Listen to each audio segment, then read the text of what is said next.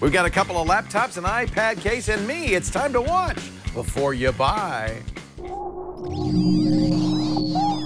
Netcasts you love. From people you trust. This is TWiT. Bandwidth for Before You Buy is brought to you by Cachefly at CACHEFLY.com.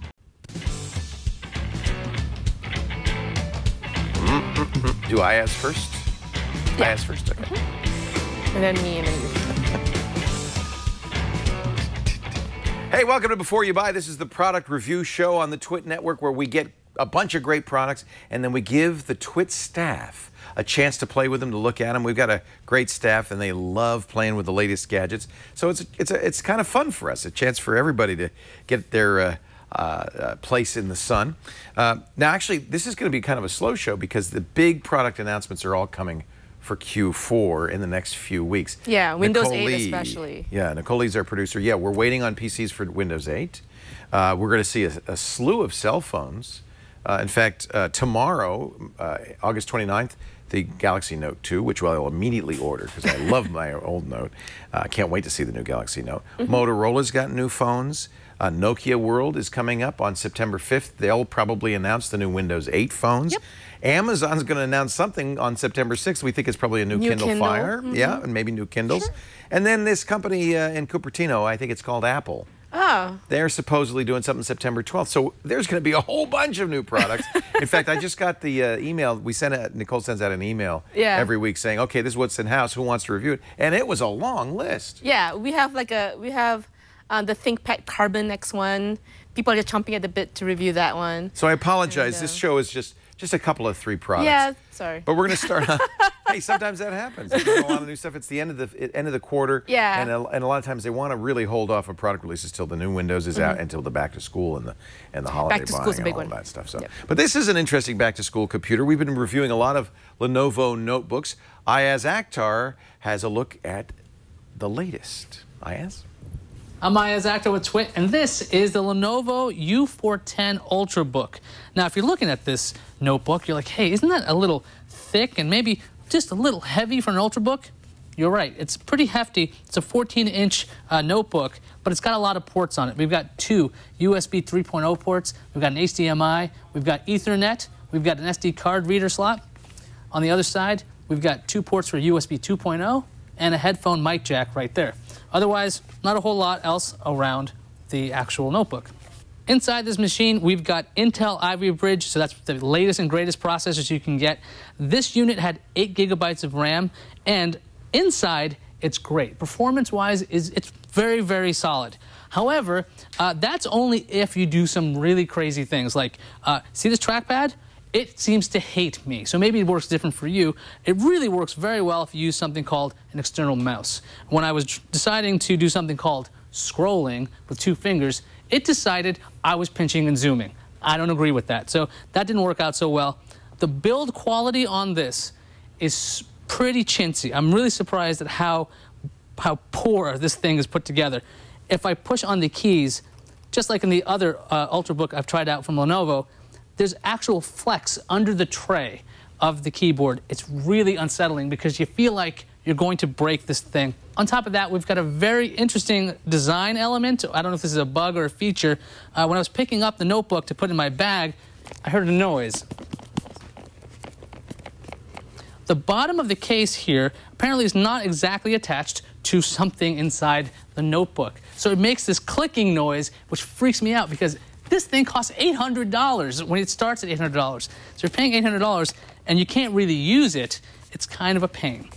One more thing about the design, and this bothered me because the predecessor to the 410, the Lenovo's other Ultrabooks, they had a nice big lip over. Opening this is not as easy as it used to be. Like, you have to just kind of get your fingers in there. It's some very strange design there. I don't know why they decided to make the lip shorter, but that's also another problem. Okay, so for the pros and cons, on the pro side, inside this machine is some really capable hardware. It can do a whole lot of things, and Lenovo gave you a ton of ports. I really like the fact that there's 2 USB 3.0 ports because that's the future, and Ethernet is always good to have. So big fan of that. However, as you can tell, the cons seem to definitely outweigh the pros on this. The design is pretty kind of boring. People were joking that, hey, is that a MacBook over there? It's not a MacBook. It just looks like one. Also, that trackpad was maddening. The keyboard flex, the body flex. There's a whole lot of things wrong with the design and build quality with the Lenovo. So, is it a try, buy, or don't buy? I think you know where I'm going with this one, don't you, folks? $800, I'm going to say don't buy. At that price, buy yourself a nice desktop computer and then get a mouse that works, a keyboard that works, and a monitor that has a better resolution than 1366 by 768. I'm Aya's Actor with TWiT, and this is the IdeaPad U410. Thank you, Ayaz. Ayaz, of course, is the host of TNT, Monday through Fridays, 10 a.m. on the TWiT network. That's 10 a.m. Pacific, 1 p.m. Eastern Time, 1700 UTC for your daily dose of tech news. And Ayaz also hosts a great show called Know How with me every Thursday afternoon. We show you how to do stuff with your computer. You know, I'm looking at this Lenovo, and it's clearly designed really for the big box stores, the Costco's, Price Clubs, Sam Clubs. It's a low-cost Windows machine, very middle of the road, and I agree with him. There are probably better choices at that price. Doesn't mean Lenovo doesn't make great stuff. Some of their higher end stuff is really top of the line. I have something that you might want to look at, a little more expensive. Well, I'll show you that in just a second if you're looking for an Ultrabook. Right. But first, let's say hello to Nicole Lee, our producer, and you've got a new you've become the queen of iPad covers. Well, I've been trying to find one that fits my brand new iPad 3 that I love. I've been loving using it so far, but I used this iPad Smart case that I really hated because even it covered everything. It just wasn't very stable. That's the new one from Apple. Yeah. That has the smart cover, but it also has a back on it. Right, but this looks, I thought at first this was that. This is not. This is something called, it's a very funny name. It's called the Joy Factory SmartSuit3. I think that sounds like it's made in Japan or China. Probably. It comes in this interesting waterproof Ziploc case, which I thought was very interesting. And it comes with like a Are you supposed to mouse keep using it, or? I guess so. It's like a case for your case. Yeah, it's very a case. strange. It's a case. Anyway, so what I like about it. It does have the smart cover rollback thing. So I don't know if you can see this on the screen here, but it's basically a snap-on hard case. Here, hold it right here so you can. Okay. Yeah. It's basically a snap-on hard case. So it's plastic. That's good. It's a snap-on. That's tough. So it's not like a sleeve where you can sort of, it's kind of sloppy and kind of, of floppy. It's a plastic hard case, and there are cutouts on the back for the usual, camera, the controls, the speaker, nice opening there, and the dock and all of that, especially as top bit. But it has a magnetic cover, very similar to the smart case and the smart cover. I like that. And the interesting thing about this is that even with the smart case and the smart cover, if you put it on the back, it just sort of flops around. This one has a magnet on the back. That catches it. So that catches it, so that you can just hold it with one hand, and it'll just stay there. This is a pretty nice case, it looks like. It's a very nice case. Yeah. It comes in different colors and all of that.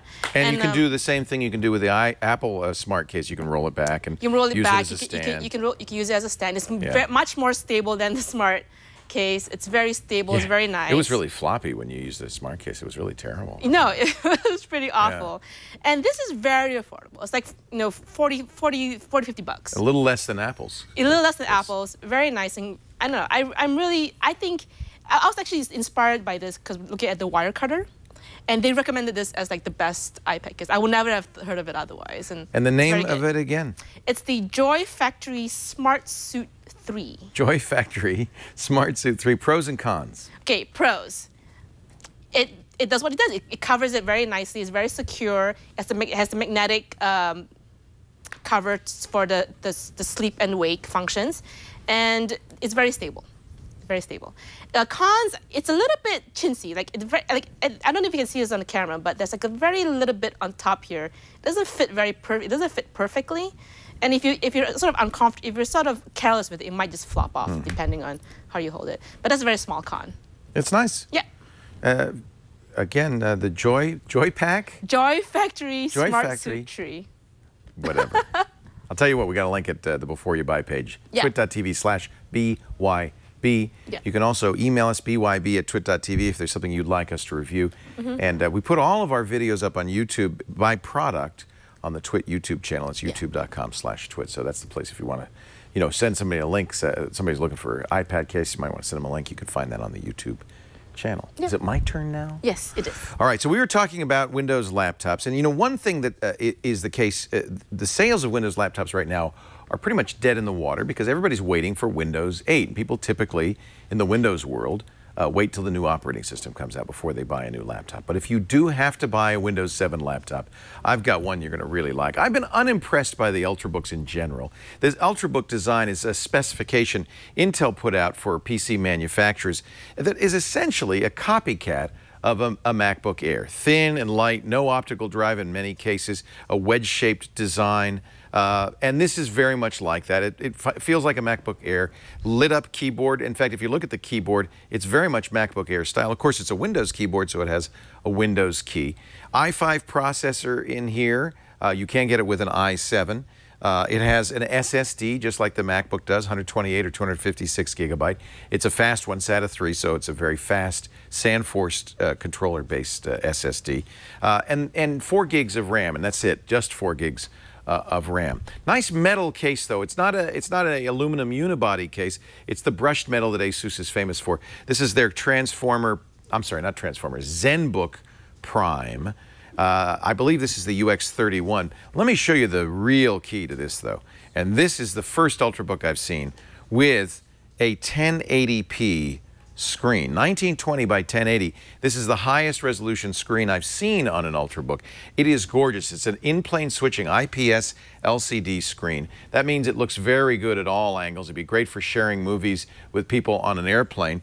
And of course, because it's 1080p, you're getting full HD resolution. This is in effect ASUS's Retina display. It really is crisp and clear. Notice too, it's a 16 by 9 resolution, aspect ratio display. Good battery life. You can see here it's saying 12 days, almost fully charged. I was able to get 5 or 6 hours of use. Of course, it'll depend on how you use it. As with most notebooks today, this is not a Microsoft Signature PC, so it does have other stuff installed on it.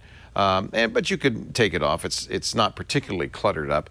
And the thing that really stands out on this is the screen. The thing that's a little disappointing on this is, even though it says on here audio by Bang & Olufsen Ice Power, and B&O is a very well-known high-end stereo design firm, the audio on this is very tinny. It basically sounds like an AM radio, and that means you're not going to really want to watch movies on this without adding a good pair of headphones or speakers to it. Great screen, great video.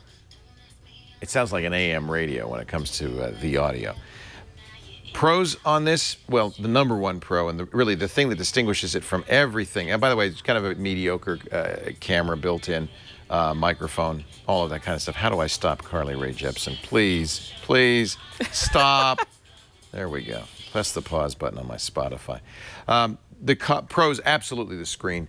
1920 by 1080p, it is gorgeous. And this IPS technology really gives you great color, great reproduction. It has a built-in Intel graphics, so it's not the fastest graphics, but really this is an Ultrabook. You shouldn't expect it to be the top-of-the-line gaming machine. Very nice, thin profile, SD card slot.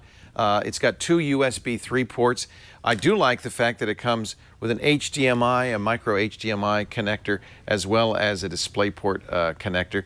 The power charger is fairly small, not a big brick, just plugs into the wall. Again, very much like the Apple-inspired design. One thing that they do that Apple doesn't do, no, this doesn't have an Ethernet port, but it comes standard with a USB to Ethernet connector, as well as a DisplayPort to VGA adapter. That's part of the standard price. Price is high. That's the con for a Windows machine. $1,100 for the i5 version and $1,499 for the i7 version. So if you want a lot of power, you're actually going to pay a slight premium over the MacBook Air on this. Great design, though, solid feel. The keyboard's great. None of the flexing or the rattling that Ayaz noted with the Lenovo IdeaPad. This is clearly ASUS's top-of-the-line Ultrabook. I love the polished metal finish. It does pick up fingerprints a little bit, but, you know, you just wipe it off with a cloth, rather. This is the ASUS Zenbook Prime, and absolutely, if you're looking for a Windows 7 machine that will run Windows 8 just fine, it's a definite buy. I really like this. I'd be happy to carry this under my arm. I mean, doesn't that look nice? I love this shiny brushed metal that they do on the top. I wanted to give a little preview of what we're coming up next in the future episodes. What's coming up on future episodes? So we have the Acer Iconia Tab. It's a very basic Android tablet that we have Jason Howell reviewing. We're also getting the Samsung Galaxy Note 10.1, yeah, which is the one with the S Pen. That's the one you can't buy anymore in the United States, right? Didn't they block that one? I don't know. They're going to send us one, so I don't. Okay, I don't well maybe know we can get means. it. We'll see. Apple's trying to block it anyway. I hope not. Yeah. So we're going to get one for review. We're also reviewing the Dell 24 all-in-one XPS all-in-one. It's like a. I've been iMac. very interested in these. So we have one. We have one that it's basically an iMac competitor, essentially. Right. And a lot more. Isn't it interesting how much Apple has influenced the design all across the board, not just phones, but in laptops and in desktops as well. They clearly the design leader. Yes. Well, I'm going to put Windows 8 on this. I'll let you know how it runs on Windows 8. I think if you are looking for a Windows, if you're planning on getting a Windows 8 machine, I would wait because we're already seeing some interesting design ideas that take advantage of some of the touch features and so forth in Windows 8 convertibles and so forth. But if a Windows 7 machine is in your budget, that's a pretty good choice. Yep. Look forward to the coming weeks. We've got a lot to talk about.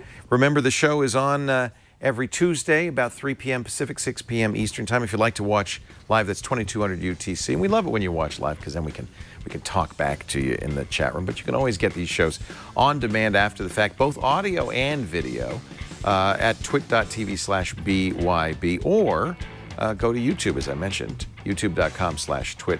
And we've got individual reviews of each of the products, sometimes with additional content that isn't normally on the show. Again, youtube.com/twit. Thank you, Nicole Lee. Thanks to Ayaz Akhtar. Thanks to you for joining us. Remember, you got to watch before you buy. We'll see you next week.